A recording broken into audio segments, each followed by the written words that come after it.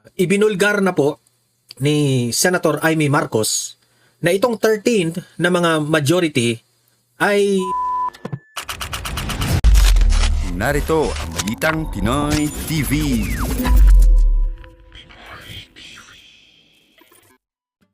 okay, at heto na naman po tayo, mag-a-update na naman tayo dito sa mga nangyayari po sa mundo ng politika dito sa Pilipinas. Especially na nagkagulo diyan sa Senado at talagang hati na talaga yung mga senador.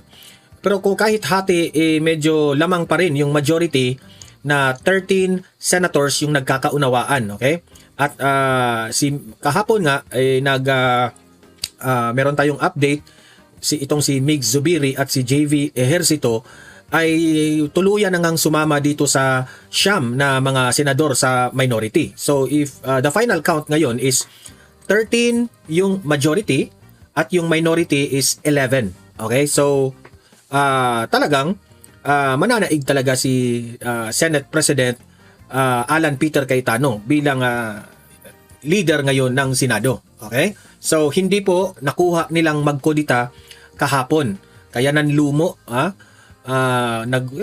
meron akong mga kakilala diyan sa loob ng Senado, nag-walk out raw itong si gaano ba 'yan totoo? Nag-walk out raw si Soto. Hindi niya matanggap-tanggap eh. Kahit hindi aaminin ni Tito Soto, halatang-halata naman na insecure siya dito kay Senator Alan Peter Cayetano eh.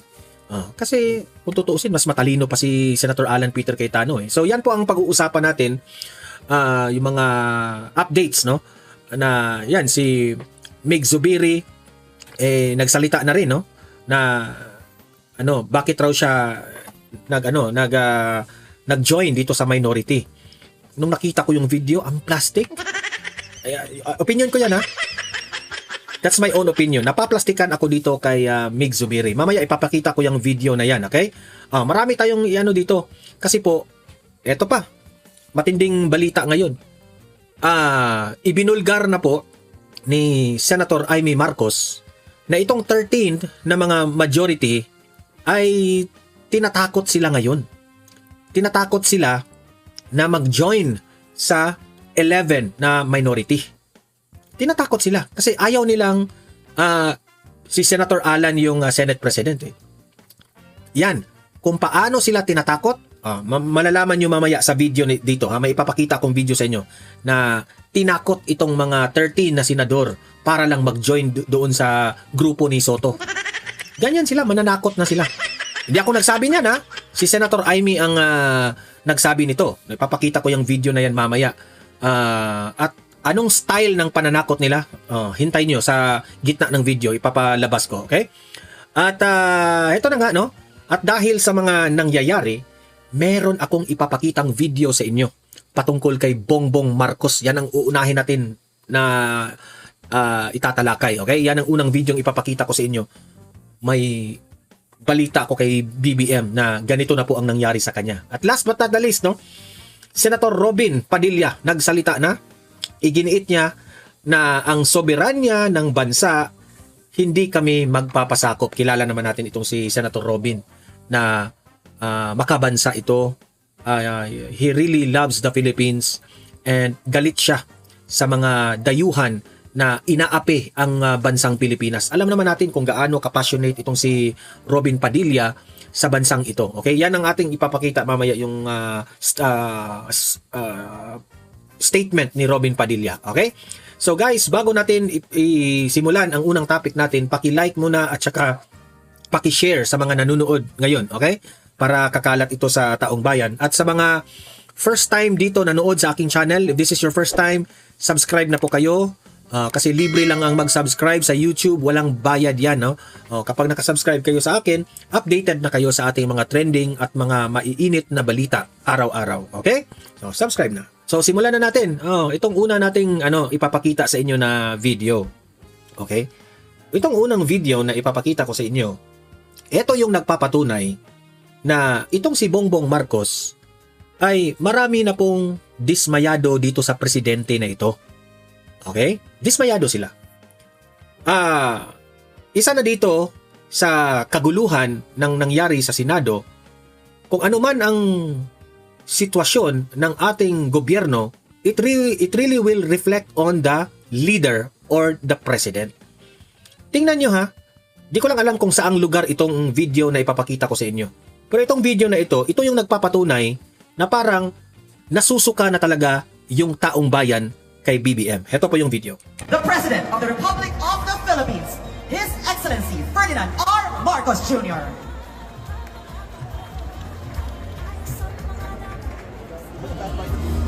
Mantakin nyo, sa sobrang daming taong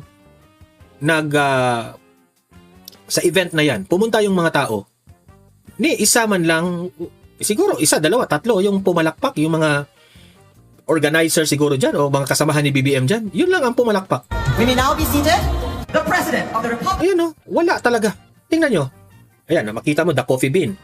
Nagtayuan yung mga tao, tingnan nyo, nagtayuan yung mga tao, nakapalibot yung mga cameraman. Ayan. Klarong-klaro naman siguro, ang laki-laki ng boses ng host, the President of the Philippines, ang laki-laki ng Bongbong Marcos Jr. Siguro naman, hindi naman siguro bingi yung mga tao dyan na hindi hindi talaga pumalakpak. So, isa lang ang aking observation dyan, o hinala. Lahat ng nandyan sa event na yan, nasusuka na kay BBM. Nasusuka na kay BBM. Watch closely ha. Watch closely. Huwag niyong tingnan si BBM kasi alam naman natin ngiwi yan. Di ba? Hindi na magbagong ngiwi talaga yan. Ang tingnan ninyo, yung mga taong nakapalibot kay BBM, tingnan ninyo yung reaction noong tinawag ang kanyang pangalan. At saka kitang-kita naman si BBM. Of the Philippines, His Excellency Ferdinand R. Marcos Jr. Isa, dalawa. Dalawa yung nakita kong pumalakpak. Yung iba nakatayo lang. We may now be seated. Yung host gumanon lang, you may now be seated kasi wala talagang pumalakpak. Di ba? At kung mapapansin mo, yung nag-control ng music o DJ sa booth ng event, nilakasan na lang yung music para hindi halata na walang pumalakpak. Kawawa. Alam mo, Bongbong Marcos, siguro naman sa ngayon, napaghalataan mo na wala nang gusto sa'yo. Unang-una, the number one reason yan, bakit ayaw ka na ng taong bayan, BBM, okay? Ito yung number one reason yan. Hindi po nagugustuhan ng taong bayan sa ginawa mo kay former President Duterte. Okay? Kasi wala silang nakikita doon na dapat si Duterte ay ikulong sa mga dayuhan. Nagugustuhan ng taong bayan ang mga ginawa ni former President Duterte noon sa war on drugs. Marami pong mga inosenteng bata, mga inosenteng pamilya ang na-save dahil sa war on drugs na yun. Kasi dati, nung panahon ni Pinoy, talagang lugmok ang Pilipinas. It's very sad on the taong bayan na ang bawat yung mga pamilya, siguro swerte na lang yung kung walang jadik sa pamilya ninyo. Pero kung meron pong lulong sa droga ang pamilya ninyo, apektado ang pamilya at sira talaga. Okay? At dahil kay Tatay Digong, nilinis niya yun. At nabigyan niya ng magandang buhay ang bawat isang Pilipino dahil sa war on drugs. E di syempre, yung mga casualties na nangyari na ibinibintang nila sa mga Duterte na EJK, gawa-gawa na lang yun sa mga kalaban sa politika ng mga Duterte. E di syempre, mga jadik yun nagurgur. Sinakyan na lang ng mga pamilya ng mga jadik na ito yung pamumulitika ng mga dilawan. Sila De Lima, sina Hontiveros, yung mga pare at madre na hindi sang-ayon sa war on drugs. Sinakyan na lang ng mga itong mga biktima raw ng EJK. Sinakyan na lang nila. Kasi hindi nila matanggap-tanggap na ang kanilang pamilya, isang mga miyembro ng kanilang pamilya, mga jadik, mga lulong sa droga.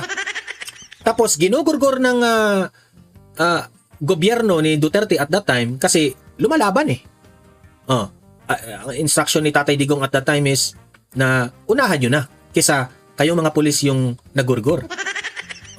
So ngayon, that's one of the reason bakit parang nasusuka na ang taong bayan kay BBM. Hindi man, the video doesn't lie. Kitang-kita natin sa video na very dry. So So dry. Walang pumalakpak. Oh, tingnan nyo kasi makikita mo naman yan sa YouTube. Meron silang YouTube channel itong Malacanang, RTVM oh. Kung i-click mo doon, makikita mo doon ang mga araw-araw na mga events ni BBM. Kino-cover yan ng Malacanang, oh. RTVM yung sa Malacanang. Tingnan mo lahat ng mga videos doon sa mga events ni BBM. Pagtawag ng pangalan ng presidente, wala talagang papalakpak.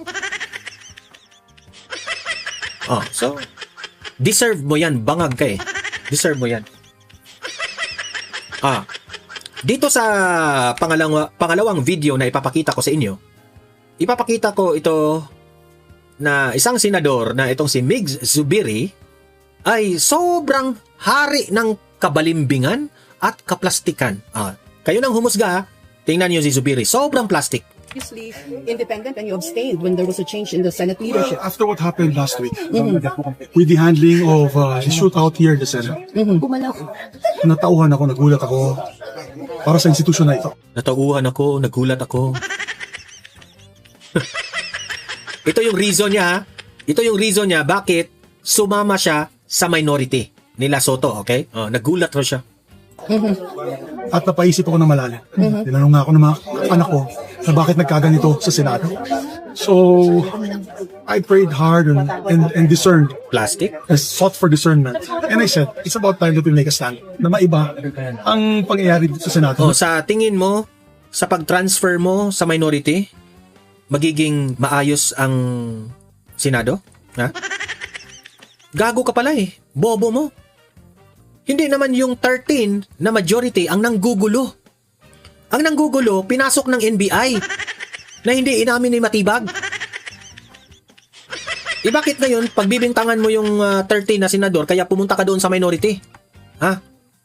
Halatang halata ka na. Balimbing ka. Huwag kang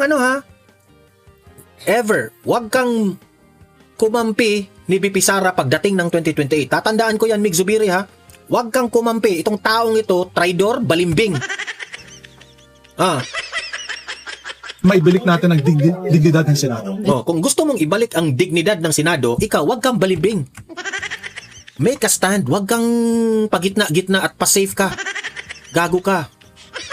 For the first time in the history, nagkaputukan dito. Diyos ko po. Ang Kasalanan ba yun ni Cayetano? Kasalanan ba yun ng 13 senators? nagkagulo-gulo. That has never happened in the history of this great body. Yeah. So, we made a decision. I made a decision on my own with my family that things have to change. Tinama po pa yung pamilya mo?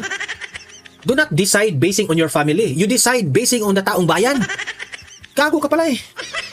You are not serving your family, Mig Zubiri. You are serving for the Filipino people. Kaya, wag kang, irarason mo pa yung pamilya mo eh. Okay, Senator, muli sa the Felco, maayos na po bang Senate? Diba? Iba rin yung kayabangan ni Mig Zubiri, no? Ibang style rin ng kayabangan niya. Eto naman. Eto yung sinabi ko sa inyo na si Senator Amy Marcos, ni-reveal niya dito sa video na ito na hindi po umubra ang kudita kahapon kasi kinukonvince nitong mga Soto group, no? Na halina kayo. Punta na kayo dito sa 11 members kasi magkudita tayo. Papalitan natin si Cayetano. Yan siguro ang plano nila Soto pero hindi umubra. Kasi hindi nila na-convince. At ni-reveal ni Senator Amy na tinatakot raw sila. Tinatakot sila. Kapag hindi kayo sumama sa amin, ay kakasuhan ko kayo. Kaya ngayon si Jinggoy at ilang mga inaakit nila, di umano, itong sabi ni Senator Amy ha, may mga kaso ng lumutang. Kinasuhan na kaagad. Kasi kung hindi ka sasama sa kanila, kakasuhan ka raw. Ano kayang ikakaso nila? Ito. Pakinggan natin si Senator Amy. Senator, ba't hindi natuloy yung coup kanina? Walang coup na nangyari. Walang Senate leadership change. Kahit ang Chismis move lang. over the weekend. Chismis lang yun. May operation yata na sungkitin ang napakarami sa amin. Ayaw naman magpasungkit. Kung ayaw magpasungkit, kung sino-sino tumatawag at nananakot. Ayan, meron ng kaso bigla. Ganyan sila kadesperado ha, itong grupo ni Soto. Susungkitin nila itong 13 na majority. Susungkitin nila, kapag hindi ka mag-join sa kanila, kakasuhan ka raw. Nananakot sila. Ganyan kagahaman ng kapangyarihan yung mga dilawan na yan. Dilawan talaga. Jinggoy, naasahan namin sunod-sunod yung mga kaso. Tingnan niya, Napakarami sa ulitin natin kung anong nangyari kay Jinggoy. namin, ayaw naman magpasungkit. Kung ayaw magpasungkit, kung sino-sino tumatawag at nananakot. Ayan, meron ng kaso bigla si Jinggoy. Naasahan namin sunod-sunod yung mga kaso. Hindi naman to tama. Hindi naman tama itong pananakot. Ano Hindi yun? naman dinadaan dyan. In relation to the coup? Tingnan mo naman yung timing. Nung hindi pumayag na magpasungkit yung ilan sa amin, biglang naglalabasan yung kaso. Tama ba yun? Pag hindi nadaan sa incentive package, dinadaan naman sa pananakot. Hindi naman ito tama. Hayaan natin ang batas at lahat ng mga patakaran. Ngayon, pinapalabas na naman na tumakas daw si Bato rito. Hindi ba tumakas yun? Lumakad ng malaya. Correct. Paano? May 72 hours. Wala namang PRO yung Korte Suprema. Wala namang warrant. Bakit hindi na lang nila sundan ang proseso ng ating batas? Kung may warrant yung ICC, pakita. Yung ICC warrant padala sa Interpol. Yung Interpol, tatawagan yung kanilang counterpart dito sa Pilipinas, yung PCTC, pupunta sa korte na local court, buhan ng local warrant na Pilipino. Ayun, ba't hindi nila sundan? Kesa napakagulo nito, tapos may siege of Senate pa. Ano bang klase? Nakakahiya tayo. Yan ang problema ng ICC. Hindi sila dumadaan ng tamang proseso kung gusto man nilang bigyan ng warrant of arrest si Bato. So anong tawag mo doon? ICC, walang mga respeto. Malinaw yun. Malinaw pa sa sikat ng araw yung explanation ni Senator Amy. Kung gusto ng ICC pumasok sa Pilipinas, idadaan sa Interpol. Ang Interpol ay dadaan dito sa counterpart ng Pilipinas. Which is yung, PTPC ba yun? Yung sabi ni Senator Amy. Tapos, ayun na. Tuloy-tuloy na yan. Idadaan na yan sa proseso dito sa bansang ito. Okay? Parante, anong ginawa ng ICC? Si Trillanes, dinaan nyo kay Trillanes eh. Tanod si Trillanes? Hindi nga tanod eh. Siguro tanod ng ICC. Hindi nga nanalo ng mayor sa lugar nila. Grabe naman yan. Di sablay. Tapos, kayong grupo ni Tito Soto, kayong mga senador na minority, ito lang yung masasabi ko sa inyo. Bakit kayo nananakot kung hindi nyo makuha-kuha ang Senate President? Hindi ba kayo makapaghintay? Hindi ba ninyo matanggap-tanggap na meron po tayong tinatawag na demokrasya? Kung sino yung marami, irespeto natin? Kailangan pa ba nating manakot ng ibang senador para lang sumama sa inyo? Para naman yatang sobrang desperate na talaga yung mga ginagawa ninyo? Napaghalataan na kayo na sobra na ang gahaman sa kapangyarihan ng mga isip at dibdib ninyo.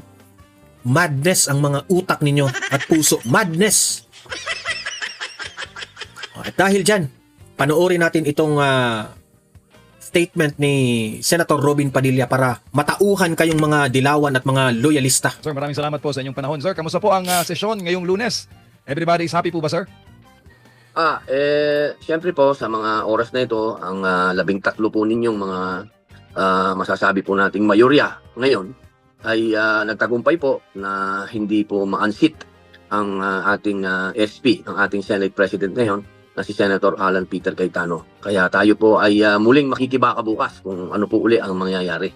Alhamdulillah, marami pa lang mga sir, no? Maraming development ngayong araw. Nag-convene po kayo bilang Senate Impeachment Court at may mga committee na po na naibigay sa mga members ng majority. Ano bang committee hawak mo ngayon, Sen?